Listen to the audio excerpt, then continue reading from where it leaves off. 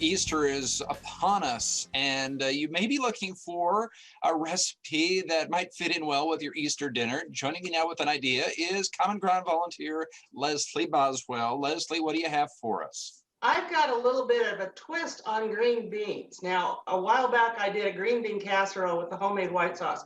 That is my all-time favorite side. But my daughter-in-law brought this over a couple years ago for Easter that was something very different that I hadn't had before. And it's called Smothered Green Beans, but it is a very Asian feel to it because it's got soy sauce and garlic in it.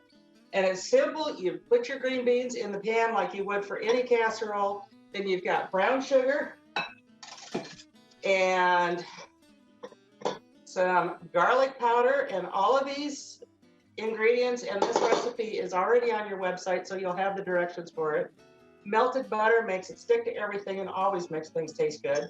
And then you've got some soy sauce. This is your sauce. That's all it takes for just the sauce. You mix this up a little bit, get your brown sugar mixed up in there. You've got the bacon.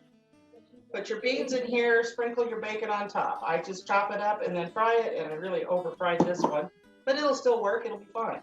Then you take your sauce and pour that over the top of this. It'll coat those green beans. You don't even hardly need to stir it up. You put that in the oven, you bake that at 350 for about 40 minutes, 45 minutes, and it is really, really tasty. This is one that I did earlier today. If you like any type of Asian food, it's a terrific change of pace from your normal Easter sides. When you bake it that long, you can definitely taste the soy sauce, but it's a subtle taste, so it's very good. It's just a nice change of pace.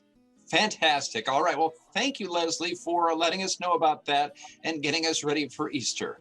Happy Easter to everyone.